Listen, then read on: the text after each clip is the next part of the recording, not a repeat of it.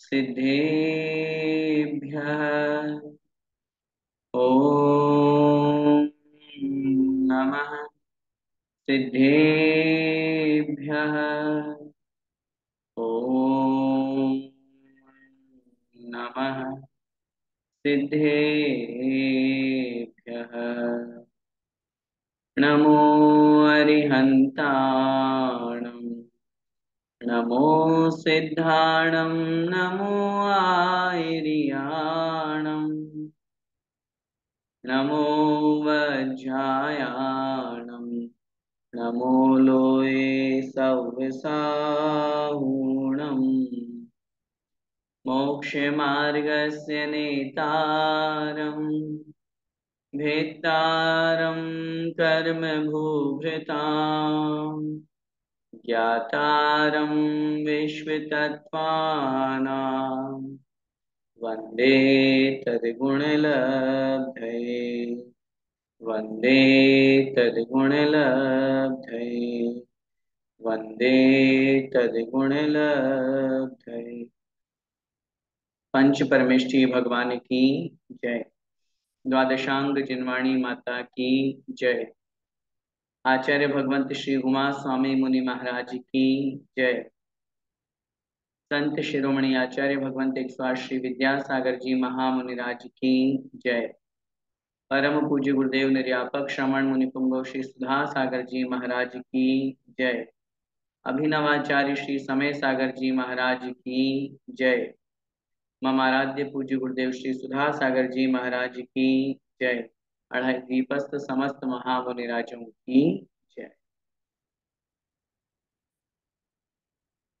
आचार्य भगवंत उमा स्वामी द्वारा विरचित तत्वार्थ सूत्र ग्रंथादिराज का हम सभी स्वाध्याय कर रहे हैं और 7 तत्वों में आत्म कल्याण में जो मुख्य निमित्त है ऐसे संवर और निर्जरा तत्व का विशेष व्याख्यान चल रहा है।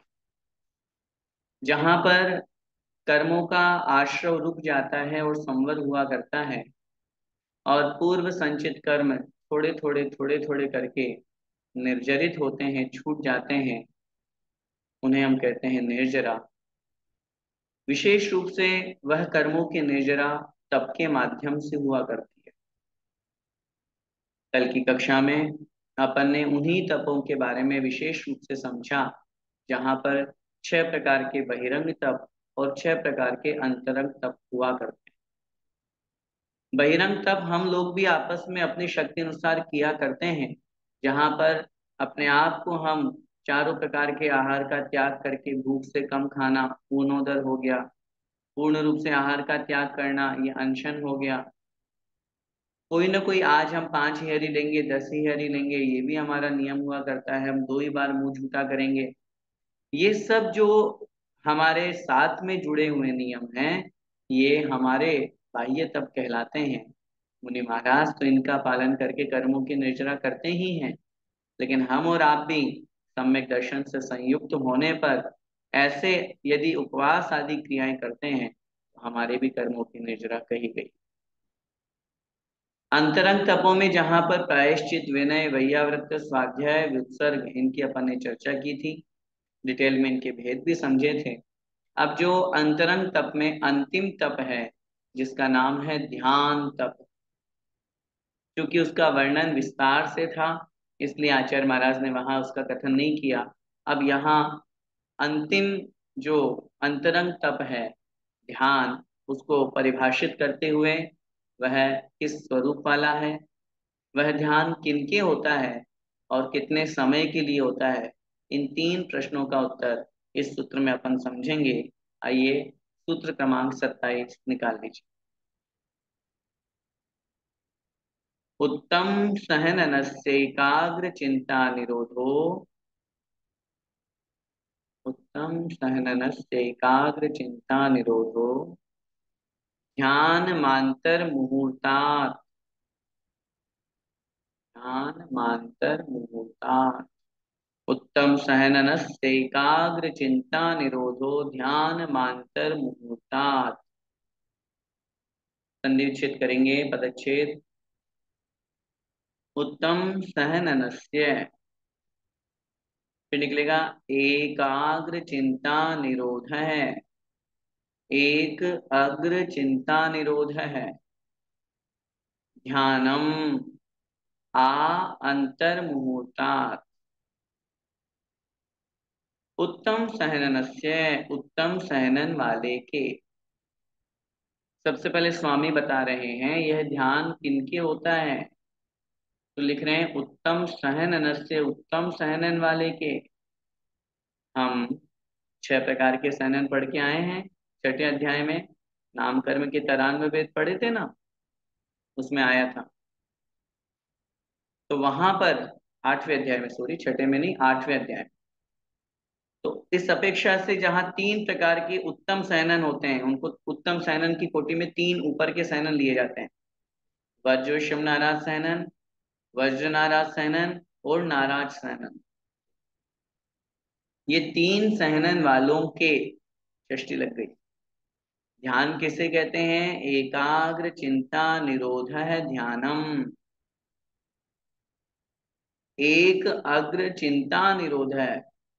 एक माने एक, अग्र माने वस्तु पदार्थ। एक पदार्थ पर चिंता निरोध है, चिंतन का रुक जाना। निरोध, निरोध का मतलब होता है रुकना। एक ही वस्तु अथवा एक ही पदार्थ पर अपने मन का रुक जाना, चिंतन का रुक जाना, विचार का रुक जाना, ध्यानम ध्यान कहलाता है। कितने समय के लिए होता है ये, आ अंतर मुहूर्तात्।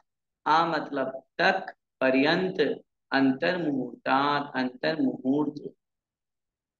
अंतर मुहूर्त पर्यंत अर्थात अंतर मुहूर्त तक यह ध्यान हुआ करता है। पूरे सूत्र का अर्थ क्या हुआ, उत्तम सहनन को धारण करने वाले, वज्रशम नाराज सहनन, वज्र नाराज सहनन और नाराज सहनन को धारण करने वाले जीवों के, विशेष रूप से मनुष्य, मनुष्यों में भी मुनि महाराज, एक ही वस्तु पर, एक ही पदार्थ पर अपने चिंतन को रोक देना, उस एक ही वस्तु का चिंतन करना, यह ध्यान कहलाता है, जो कि अंतर मुहूर्त तक के लिए होता है। अब स्पष्ट रूप से यहाँ पर, अब अपन चूंकि आगे 4 प्रकार के ध्यान की चर्चा करेंगे, टीकाकार सर्वार्थ सिद्धि में लिखते हैं, यहाँ पर जो उत्तम सहनन विशेषण दिया है, ये धर्म ध्यान और शुक्ल ध्यान की अपेक्षा से दिया है, और उसमें भी विशेष रूप से शुक्ल ध्यान की अपेक्षा से, क्योंकि 8वें गुण स्थान से शुक्ल ध्यान एक अपेक्षा से स्वीकार किया जाता है। और जिनके उत्तम 3 सहनन होते हैं वो ही श्रेणी आरोहण कर पाते हैं, उपशम श्रेणी। शबक श्रेणी तो सिर्फ वज्र विषम नाराज सहनन वाले होते हैं, वो ही चढ़ पाएंगे। तो इस अपेक्षा से वहां उन्होंने, लेकिन आर्त ध्यान रौद्र ध्यान सभी के हुआ करता है, उसके लिए उत्तम सहनन होना जरूरी नहीं है। लेकिन हाँ, ध्यान की जो परिभाषा है वो सबके लिए समान, चाहे आर्त ध्यान कर रहा है या रौद्र ध्यान कर रहा है, वहां पर भी वो अपने मन को एक ही वस्तु पर टिका रहा है, अपने चिंतन को एक ही जगह पर स्थिर रख रहा है। अंतर मुहूर्त से ज्यादा कोई भी ध्यान नहीं चल सकता। विचार बदलेगा ही बदलेगा, वस्तु बदलेगी ही बदलेगी, चिंतन बदलेगा ही बदलेगा। नहीं तो योग बदल जाएगा, अभी मन से चिंतन कर रहे थे फिर बोलने लग जाएंगे, वचन योग काम करने लग जाएगा, शरीर से हाथ पैर आदि हिलाने लग जाएंगे, परिवर्तन होगा ही होगा। इसलिए ध्यान किसे कहते हैं, जो उत्तम सहनन वाले होते हैं, उनके एक ही वस्तु पर अपने चिंतन का रोक देना या उससे चिंतन करना, अंतर्मुख के लिए यह ध्यान हुआ करता है। उस ध्यान के कितने भेद हैं तो बता रहे हैं, आर्त रौद्र धर्म्य शुक्लानि।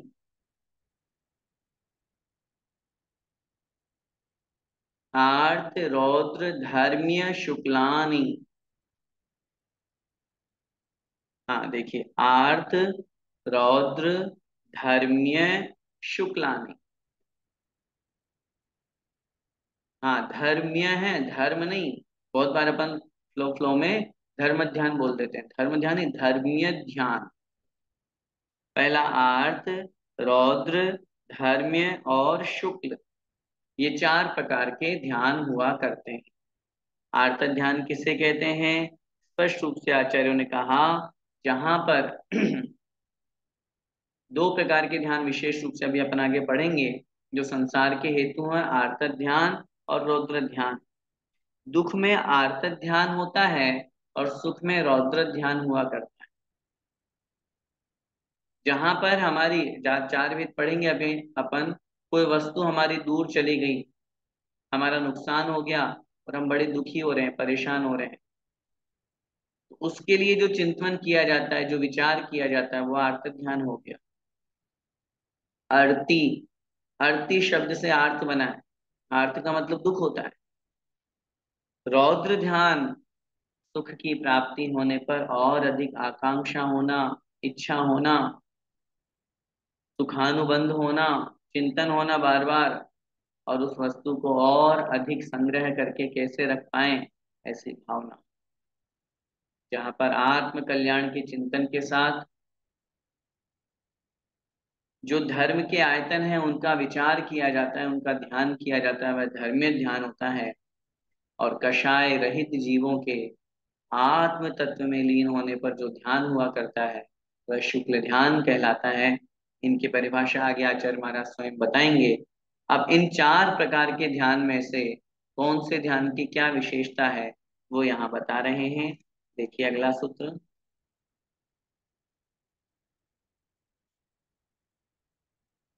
परे मोक्ष हेतु, परे मोक्ष हेतु। परे, परे मतलब बाद के दो, विवचन दिया हुआ है इसलिए। परम परे पराण, इस तरह से सूत्र चलता है। तो परे माने बाद के दो,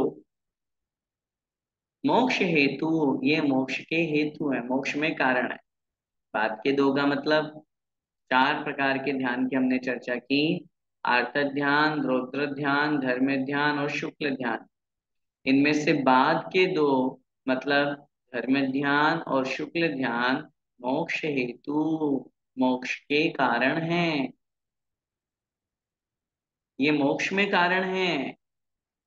कहने का तात्पर्य है, चार प्रकार के ध्यान में से जो कोई धर्म ध्यान और शुक्ल ध्यान को करता है, निश्चित रूप से उसके मोक्ष की प्राप्ति होती है। आचार्यों ने लिखा, धर्म ध्यान तो परंपरा से मोक्ष का कारण है और शुक्ल ध्यान तो साक्षात मोक्ष का कारण। जो कोई शुक्ल ध्यान को करते हैं वो नियम से मोक्ष को प्राप्त करते हैं। तो इस अपेक्षा से अब ये एक सूत्र यहाँ इन्होंने कह दिया कि बाद के दो ध्यान जो है वो मोक्ष में कारण है। तो जब अपन साहित्य पढ़ते हैं, शास्त्र पढ़ते हैं, तो वहां पर आता है पारिशेष न्याय। अब जब दो का कथन कर दिया तो शेष दो का कथन अपने आप हो गया, कहने की आवश्यकता नहीं है। जैसे उदाहरण समझिए, कक्षा में 50 विद्यार्थी हैं, हमने कहा रोल नंबर 1 से लेकर के 25 खड़े हो जाओ, तो हमें ये कहने की आवश्यकता नहीं पड़ी कि 26 से 50 बैठे रहो। बोलना पड़ा क्या ये? नहीं, अपने आप अंडरस्टूड है। भाई हमने कहा 1 से 25 खड़े हो जाओ, तो बाकी के अपने आप बैठे रहेंगे, मुझे कहने की आवश्यकता नहीं। ऐसे ही चार ध्यान में से बाद के दो ध्यान मोक्ष के कारण हैं, इसका मतलब पहले के दो ध्यान संसार के कारण हैं। इसलिए सूत्र यहाँ नहीं बना हुआ। अब अपन तत्वार्थ सूत्र पढ़ रहे हैं, आचार्य उमा स्वामी महाराज के शिष्य हैं, तो एक सूत्र अपने मन से अपन बना सकते हैं, इसमें नहीं लिखना। अपन बनाने की बात कर रहे हैं। आद्य भव हेतु, आद्य माने प्रारंभ के दो ध्यान जो हैं, भव माने संसार के हेतु हैं, संसार परिभ्रमण के कारण। क्योंकि आर्त ध्यान और रौद्र ध्यान में ही पूरा समय हमारा निकल जाता है। अभी अपन पढ़ेंगे चार प्रकार का आर्त ध्यान, चार प्रकार का रौद्र ध्यान। हमारे अपने आप में अपने ही चिंतन करने के विषय हैं। ये कक्षा तो बस 2-4 दिन है, प्रैक्टिकल है, थ्योरी चल रही है, प्रैक्टिकल तो हमको खुद पूरी लाइफ करना है। अपन जो यहाँ पढ़ रहे हैं उसको अपने आप में फील करना है, हमारे 24 घंटे में से कौन सा ध्यान होता है? शुक्ल ध्यान तो संभव ही नहीं हमारे, वो तो मुनि महाराज हो के 8वें गुण स्थान से, और एक अपेक्षा से तो 11वें गुण स्थान से, तो वो तो वर्तमान में है ही नहीं है। मुनि महाराज की भी नहीं है वर्तमान में।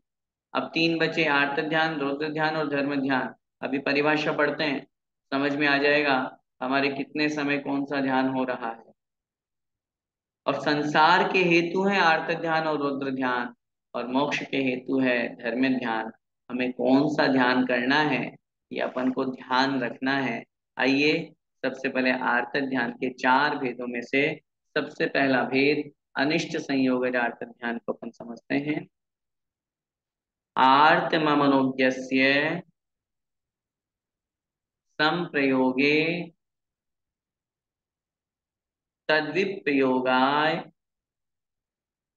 स्मृति समन्वाहार है। आर्तमनोज्ञस्य संप्रयोगे तद्विप्रयोगाय स्मृति समन्वाहार है। देखिए आर्तम, पदच्छेद करेंगे, आर्तम अमनोज्ञस्य संप्रयोगे तद विप्रयोगाय स्मृति समन्वाहार है। आर्तम अर्थात आर्त ध्यान, अमनोज्ञ से, मनोज्ञ माने मन को अच्छा लगने वाला, और अमनोज्ञ माने मन को अच्छा नहीं लगने वाला।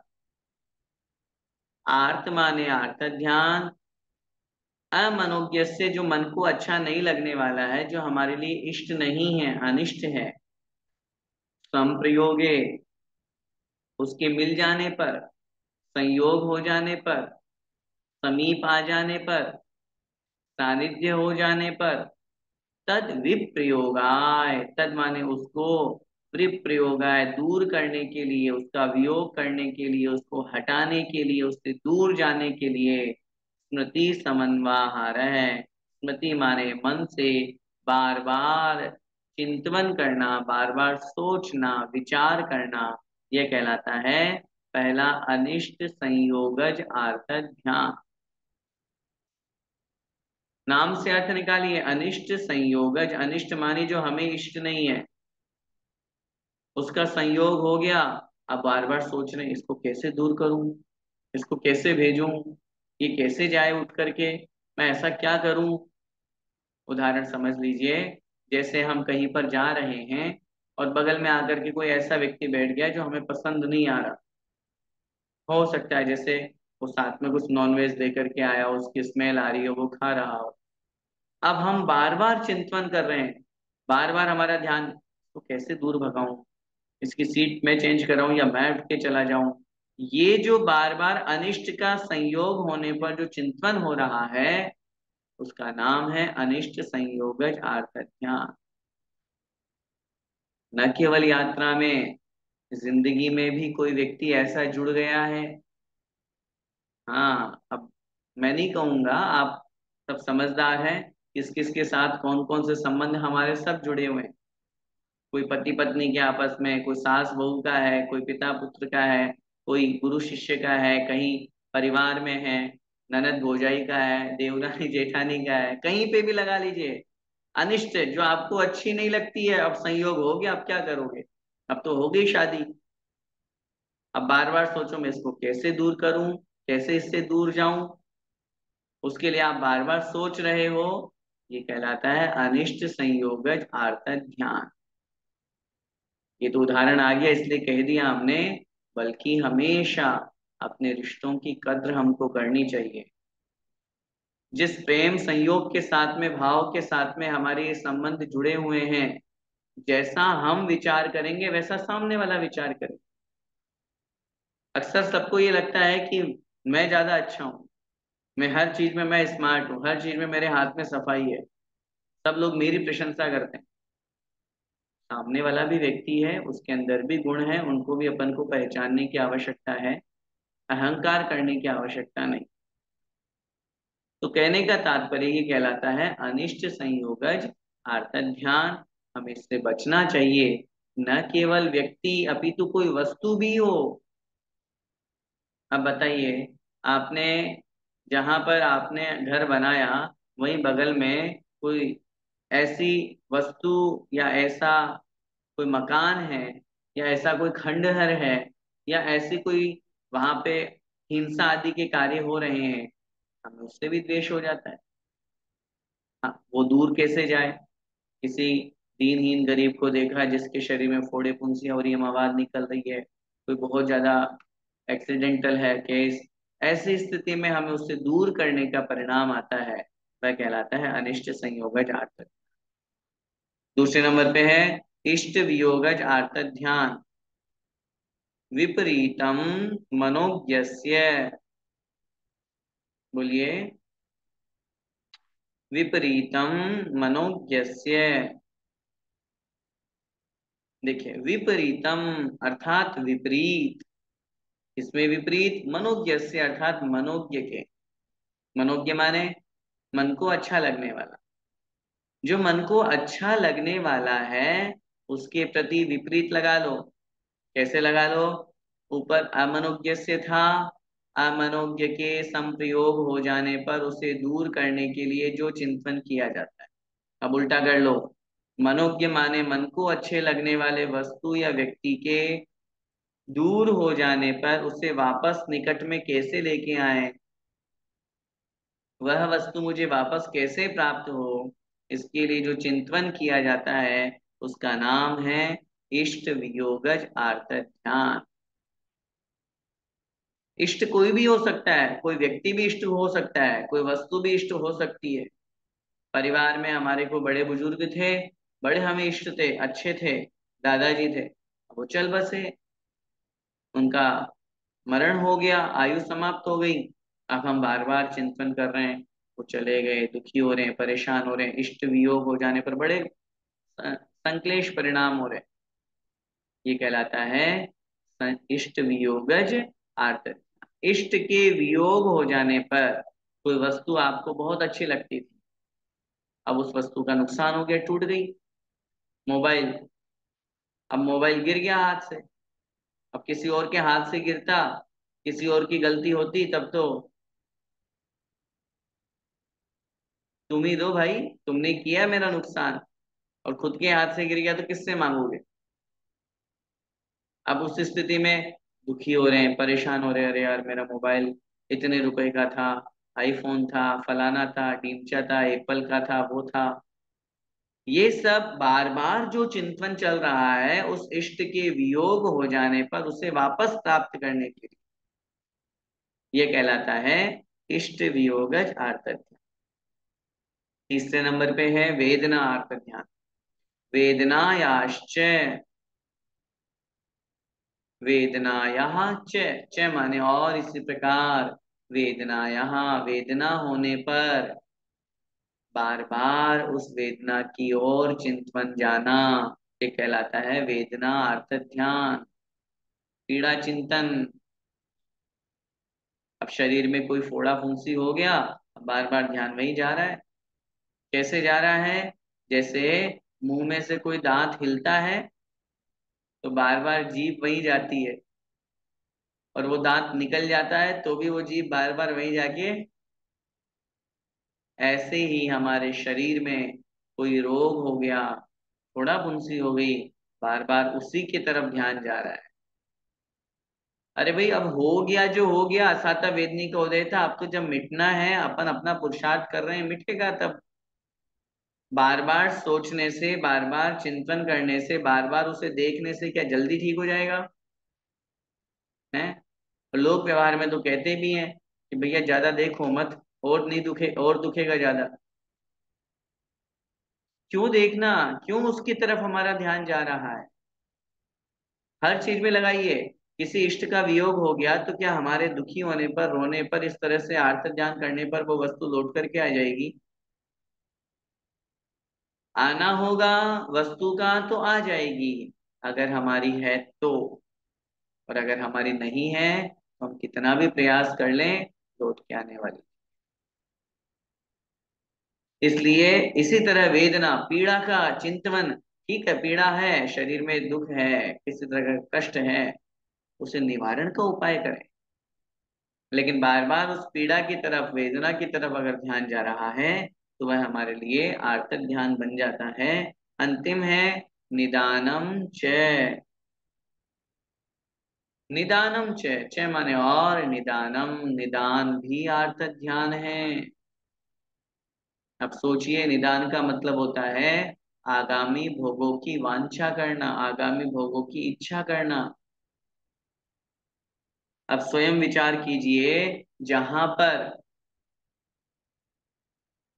हम धर्म कर रहे हैं, धर्म की क्रिया कर रहे हैं, और बार बार ये मन में विचार आ रहा है मुझे कैसे ये सामग्री मिल जाए, मैं ये धर्म क्यों कर रहा हूँ। आचार्य भगवंत कुंद कुंद देव महाराज ने लिखा, धम्मम भोग निमित्तम नदुसो कम्म क्षय निमित्तम। वह मिथ्या दृष्टि जीव धर्म को भोग के निमित्त से करता है, मुझे भोग मिल जाएंगे धर्म करूंगा तो। कम्म क्षय निमित्तम, न कर्म क्षय करने के लिए नहीं करता। ये भाव हो जाता है, वह निदान नाम का अर्थ ध्यान होता है। जहाँ धर्म करते हुए, धर्म क्रिया करते समय बार बार, अब चूंकि इसको आर्त ध्यान में क्यों लिया, क्योंकि बार बार क्लिक हो रहा है, चिंतन जा रहा है। स्मृति समन्वय शब्द सभी में लग जाएगा। स्मृति समन्वय का मतलब होता है बार बार स्मरण करना, बार बार सोचना, विचार करना, वह कहलाता है स्मृति समन्वय। तो इस तरह से ये चार प्रकार का आर्त ध्यान हुआ। अब ये आर्त ध्यान किन गुण स्थानों तक हुआ करता है, अगला सूत्र कह रहे हैं, तद विरत देश विरत प्रमत्त संयतानाम। तद विरत देश विरत प्रमत्त संयतानाम। पदच्छेद करेंगे, तत् अविरत देश विरत प्रमत्त संयतानाम। तद माने वह कौन, आर्त ध्यान जिसकी चर्चा चल रही, वह आर्त ध्यान अविरत माने चौथा गुण स्थान, देश विरत मतलब पांचवा गुण स्थान, और प्रमत्त संयता नाम अर्थात प्रमत्त संयत छठा गुण स्थान। मतलब ये आर्त ध्यान जो है ये चौथे, पांचवे और छठे गुण स्थान तक हुआ करते हैं। क्या मतलब हुआ, हाँ, इष्ट वियोगज आर्त ध्यान भी मुनिराजों के होता है, अनिष्ट संयोगज भी मुनिराज के हुआ करता है, पीड़ा चिंतन भी होता है, निदान भी होता है। उत्तर मिलेगा, विशेष व्याख्या ये समझनी चाहिए, निदान नाम का अर्थ ध्यान जो है वो छठे गुण स्थान में प्रमत्त संयत नामक मुनि महाराजों के नहीं होता। तीन होते हैं मुनिराज के, पांचवें गुण स्थान तक निदान है। अब जैसे उदाहरण समझिए, आचार्य श्री की समाधि का समाचार सुनते ही न केवल हम दुखी हुए, हमें कष्ट हुआ, अपितु हमसे कई गुना ज्यादा जो उनसे दीक्षित थे, जो उनके चरण सानिध्य में रहते थे, उनको कितना कष्ट हुआ होगा।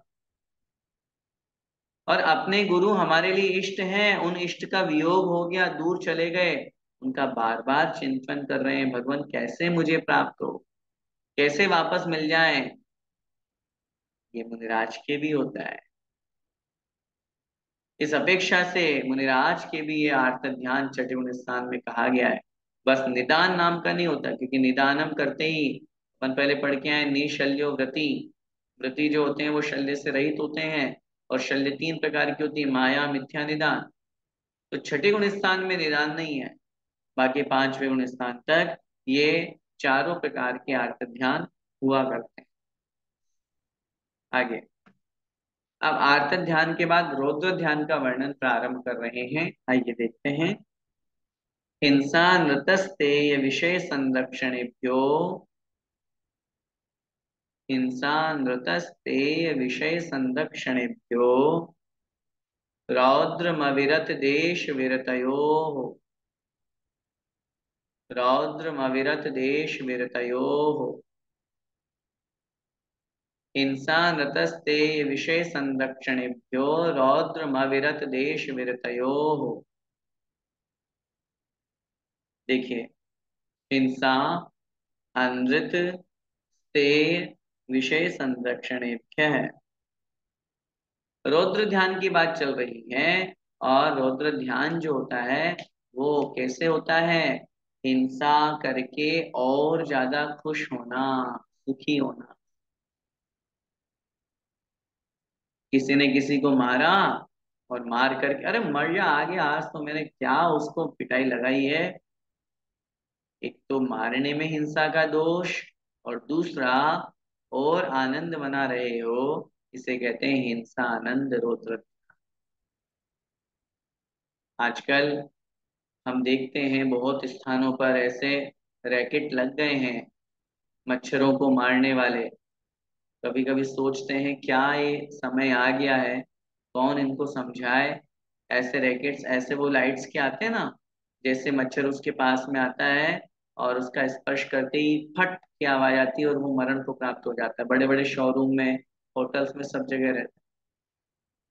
हो सकता है आप में से कई लोगों के घरों में भी हो। हाँ, क्योंकि किसी एक जैन के घर में मैंने देखा था, तो कोई बड़ी बात नहीं है। अगर आप लोगों के घर में हो तो बाई चांस, नहीं है तो बहुत अच्छी बात है। लेकिन आप सोचिए कि उस करंट से, उस बिजली से, उस अग्नि से प्रकाशित आकर्षित होकर के वो मच्छर आता है और मरण को प्राप्त हो जाता है। और फिर हम खुशियां और मनाते हैं, अरे वाह आज तो अब कमरे में एक भी मच्छर नहीं है, आज तो बढ़िया नींद आएगी हमें। ये कहलाता है हिंसा आनंद रौद्र ध्यान। कितना पाप लगता है। ऐसे ही कह रहे हैं अंधित माने झूठ बोलना, मृषानंद। एक तो झूठ बोलना पाप है, झूठ बोल करके फिर और आनंद मनाना और खुशी मनाना। आज तो सर को मैंने ऐसा बेवकूफ बनाया कि वो समझ ही नहीं पाए कि मैं झूठ बोल रहा हूँ। होता है ना ऐसा स्टूडेंट्स में। ये कहलाता है मृषानंद। ये केवल स्टूडेंट्स में नहीं, अपन में भी हो सकता है। अपन ने किसी को कुछ बोला, झूठ बोला, और अपन को पता नहीं, इसको तो समझ में ही नहीं आया, पता ही नहीं चला, अंदर ही अंदर खुशी हो रही है। आगे लिख रहे हैं स्ते माने चोरी, चोरियानंदी रौद्र ध्यान। चोरी की, ऊपर से और आनंद मना रहे हैं, खुशी मना रहे हैं। और सबसे ज्यादा जो हम लोग करते हैं वो है विषय संरक्षण। पंचेंद्रिय विषयों का संरक्षण करना, इकट्ठा करना, संचय करना, जिसे कहते हैं परिग्रहानंद रौद्र। एक तो परिग्रह इकट्ठा कर रहे हैं, ऊपर से और आनंद मना रहे हैं। एक तो कार खरीद करके लाए। अब बताओ, जब तक कार नहीं थी तब तक क्या बेकार थे? बेकार। कार से रहित वाले बेकार होते हैं, तो क्या जिनके कार नहीं है वो बेकार हैं? सोचिए। अब कार आ गई तो उसकी चिंता, कहाँ खड़ी करें, पार्किंग की चिंता है। कोई स्क्रैच करके चला जाएगा तो उसके चारों तरफ बाउंड्री वॉल लगानी पड़ेगी, ऊपर से धूप छाया से बचाने के लिए टीन शेड लगाना पड़ेगा। 50 तरह की चिंता। और फिर लाए तो लाए, मोहल्ले में और मिठाई बांट रहे हैं, भाई साहब मिठाई खाओ, हम गाड़ी लेकर के आए हैं। खुशियां मना रहे हैं। एक तो परिग्रह इकट्ठा हुआ, एक तो हमने पाप किया। पांचों पापों में केवल एक ये परिग्रह नाम का पाप है, जिसके करने पर आदमी शर्म नहीं खाता और खुशियां मनाता है उल्टी। आप साड़ियां लेकर के आते हो, कितनी खुश होते हो, और अपनी सखी सहेलियों को कितना, क्या बोलते हैं, जलाते हो, कितना दिखाते हो, खुशी मनाते हो, देख मैं ये लेकर के आया, मैं इतने वहां, मैं वहां गई थी घूमने, वहां से ये लेकर। कहीं भी घूमने जाते हैं तो वहां की स्मृति में कुछ तो लेके आते ही हैं, चाहे भले उस चीज का कोई यूज नहीं है। वैसी चीजें घर में 50 पड़ी हुई है तो भी नहीं, नहीं। परिग्रह के संचय को करते जाना, और उसमें और आनंद मनाना, खुश होना, ये कहलाता है परिग्रहानंद, अर्थात विषय संरक्षण नामक रौद्र ध्यान।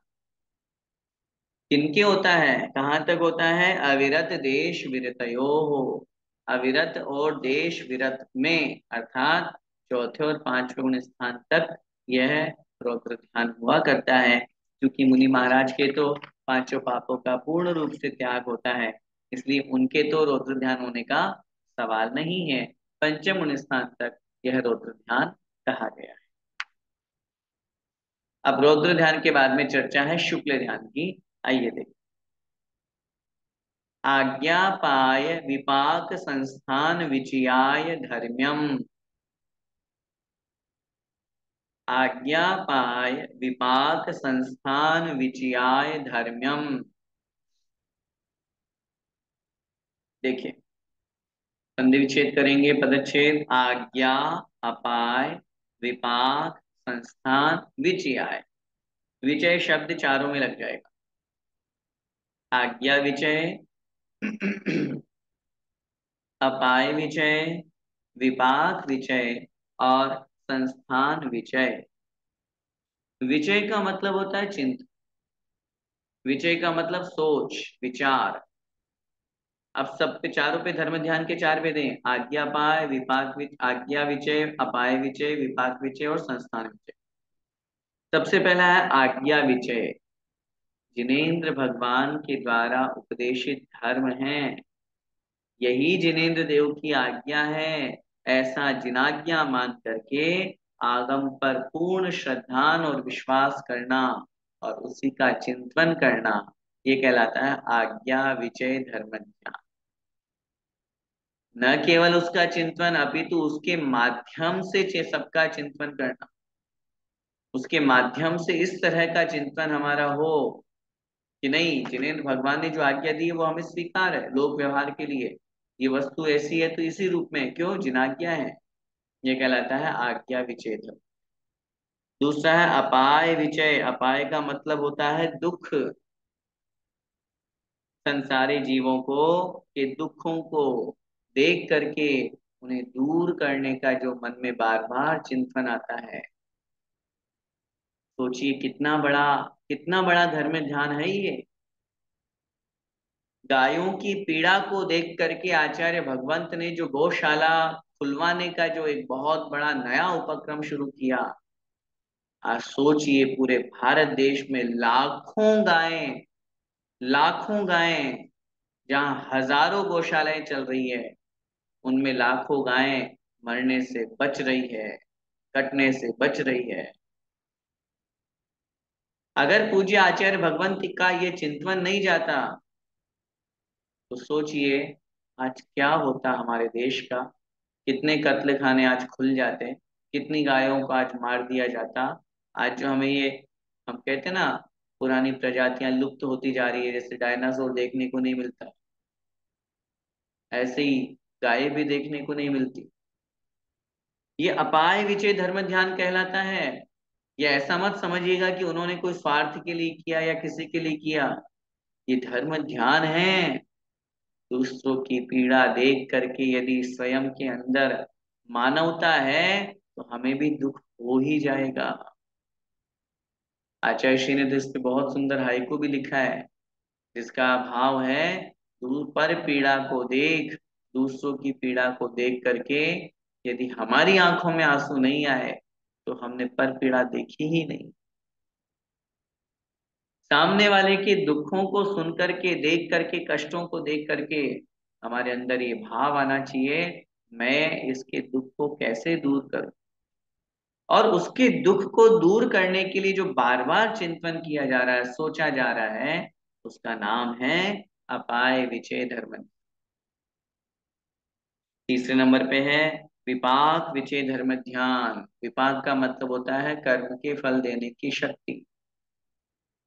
वह जो कर्म फल देता है वह किस प्रकार फल देता है, कैसा फल दे रहा है, उदय में आ रहा है, सामने लोगों को देख रहे हैं, देखो ये कर्म कैसे इसको फल दे रहा है।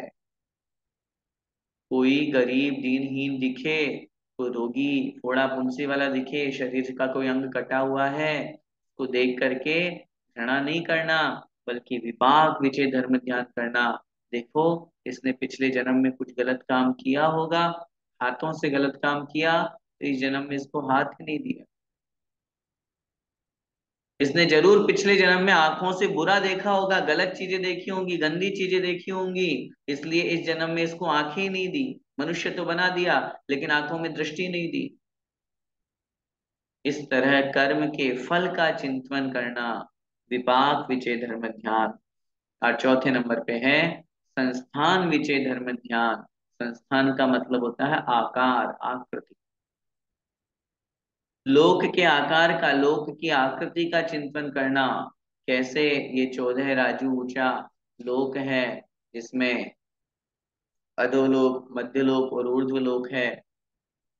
किस प्रकार कैसी रचना है, नंदीश्वर द्वीप की है, ढाई द्वीप की है, इन सब के बारे में सोचना, ये कहलाता है संस्थान विचय धर्म ध्यान।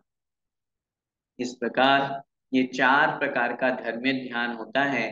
हम सबको आर्त ध्यान और रौद्र ध्यान से बचकर इस धर्म ध्यान को करना चाहिए। जब चिंतन ही करना है तो फिर अच्छा करें, शुभ का चिंतन करें, अच्छे का चिंतन करेंगे तो हमारे लिए अच्छा होगा।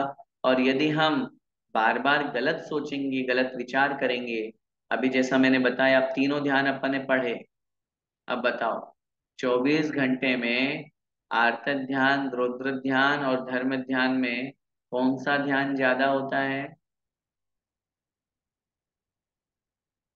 सॉरी, बोलो। रौद्र ध्यान। आर्त ध्यान कम होता है दुख में, दुख कम आता है, सुख ज्यादा है अपने अपन लोगों के पास, दुख तो थोड़ा बहुत। ऐसे तो सभी दुखी है, ऐसा कोई नहीं है जो संसार में शाश्वत सुखी हो जाएगा। लेकिन फिर भी दुख तो कभी कभी किसी न किसी निमित्त से। लेकिन सुख में हाँ, बढ़िया आनंद, मजा आ गया, बहुत शानदार घर मिल गया। अरे भाई मजा आ गया, घर मिल गया, परिग्रह इकट्ठा कर लिया, उसमें और आनंद मना रहे हैं। अब आप बोलोगे भैया जी आप भी कैसी बातें कर, ये भी नहीं बोले, मौन ही रहे हम, कुछ नहीं बोले हम। मैं ये नहीं कह रहा, लेकिन हम ये चिंतन करें, देखो कितना अच्छा घर मिला है, मैं इस घर की शुरुआत नमोकार से कर,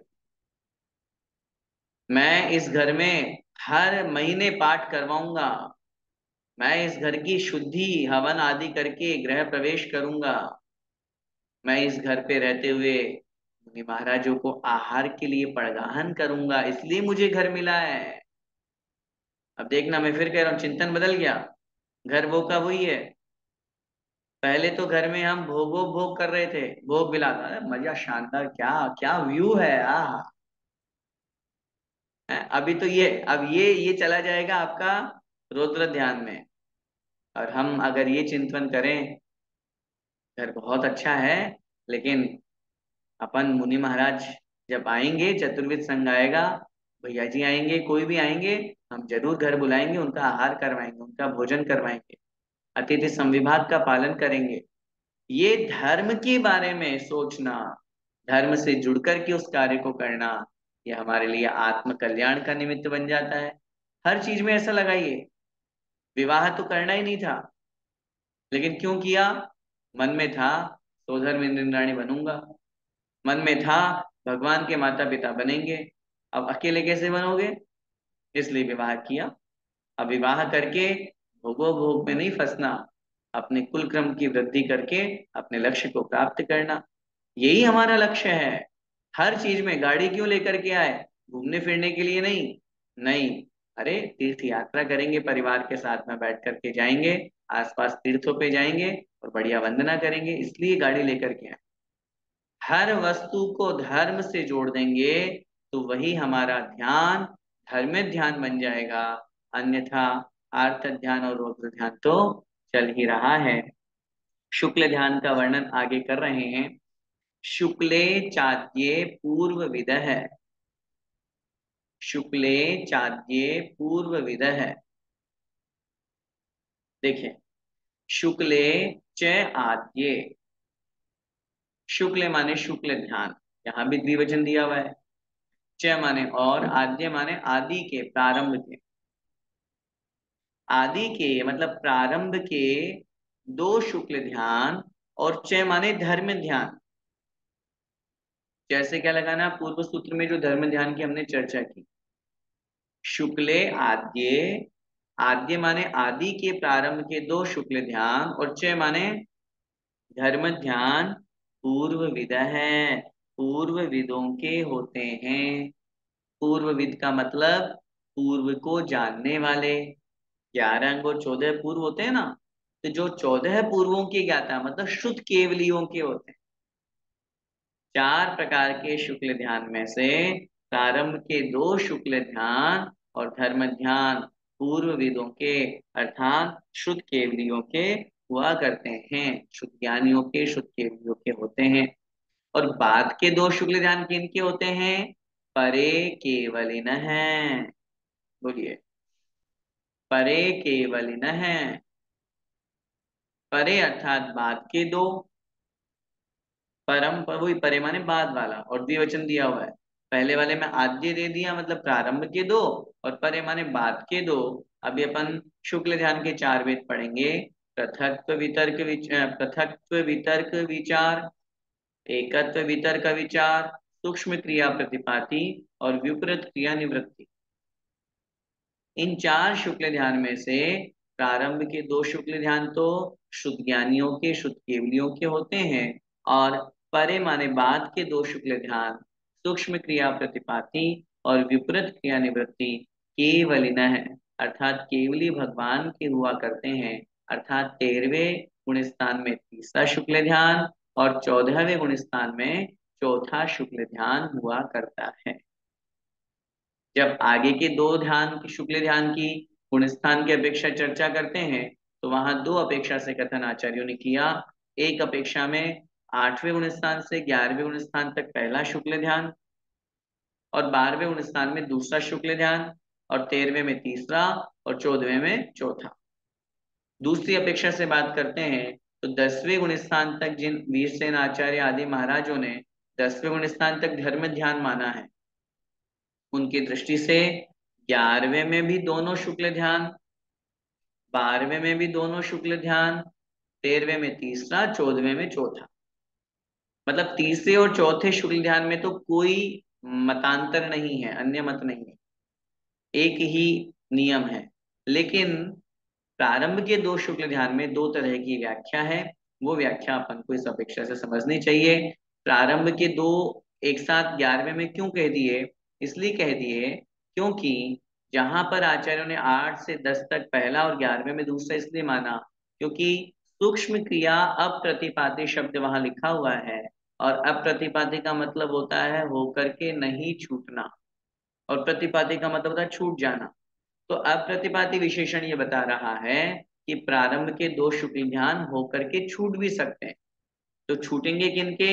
जो उपशम श्रेणी चढ़ रहे हैं, 11वें गुण स्थान वाले मुनि महाराज, क्योंकि 12वें वाले तो वापस नीचे आएंगे ही नहीं। तो इस अपेक्षा से उनके दोनों मान लिए। दूसरी अपेक्षा 12वें में भी दोनों क्यों माने? क्योंकि क्षपक श्रेणी आरोहण करने वाले मुनि महाराज जब 10वें तक धर्म ध्यान माना जा रहा है, तो 10 से तो वो सीधा 12वें में जाएंगे। तो 12वें में पहले पहला शुक्ल ध्यान करेंगे, फिर दूसरा शुक्ल ध्यान करेंगे, और फिर 13वें में तीसरा। तो इसलिए 12वें में उस अपेक्षा से दोनों शुक्ल ध्यान घटित हो जाते हैं। ये अपन को व्याख्या समझनी चाहिए।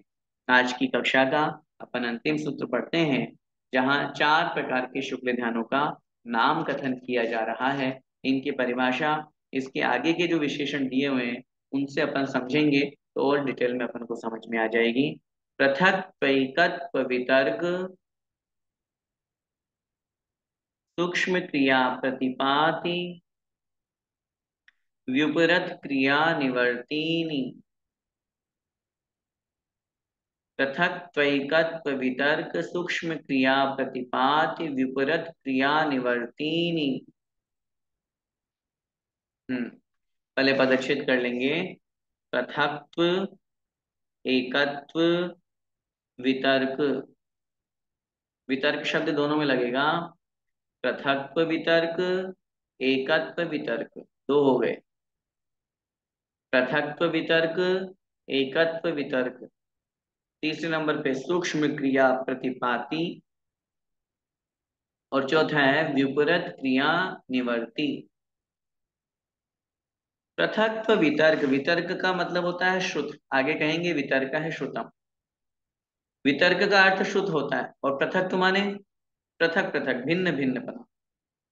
जहां पर शुद्ध ज्ञान का अवलंबन लेकर के भिन्न भिन्न वस्तु का भिन्न भिन्न योग के माध्यम से भिन्न भिन्न व्यंजन अक्षर आदि का चिंतन किया जाता है वह कहलाता है पृथक्त्व वितर्क शुक्ल ध्यान। जहां पर शुद्ध का अवलंबन लेकर के, क्योंकि वितर्क है, किसी एक ही योग के द्वारा किसी एक ही वस्तु पर चिंतन किया जाता है वह कहलाता है एकत्व वितर्क नाम का दूसरा शुक्ल ध्यान। सूक्ष्म क्रिया प्रतिपाति 13वें गुण स्थानवर्ती केवली मुनि महाराज के, केवल यानी भगवान के 13वें गुण स्थान के अंत समय में, जब स्थूल का योग का भी नाश हो जाता है, मात्र सूक्ष्म का योग रह जाता है, तब उस समय जो सूक्ष्म क्रिया अब प्रतिपाति, उस सूक्ष्म का योग के शेष रहने पर जो ध्यान होता है वह कहलाता है तीसरे नंबर का सूक्ष्म क्रिया प्रतिपात, जो होकर के कभी छूटता नहीं है, नियम से आगे मोक्ष तक पहुंचाता है। और चौथे नंबर पे है विपरीत क्रिया निवर्ती, जहां पर सभी प्रकार की क्रियाओं से, योग से विप्रमण हो गया, दूरी हो गई है, सभी प्रकार की योग से रहित अवस्था हो गई है। ऐसे योग रहित 14वें गुण स्थानवर्ती केवली के चौथे नंबर का जो शुक्ल ध्यान होता है वह कहलाता है विपरीत क्रिया निवर्ती। इस तरह से ये चार प्रकार का शुक्ल ध्यान हुआ। इनकी जो विशेषता है, इनके ये चार प्रकार का शुक्ल ध्यान कैसा होता है, कौन से ध्यान की क्या विशेषता है, किसके माध्यम से होता है, इसको अपन आगे की कक्षा में देखेंगे। बस समय आज हो गया है, आज के लिए इतना ही। आज अपन ने विशेष रूप से ध्यान की चर्चा की। इन चारों प्रकार के ध्यान में आर्त ध्यान और रौद्र ध्यान संसार के कारण है, धर्म ध्यान और शुक्ल ध्यान ये मोक्ष के कारण है। हम पुनः इस बात पर चिंतन करें और विचार करें कि हमारे लिए कल्याणकारी तो धर्म ध्यान और शुक्ल ध्यान है।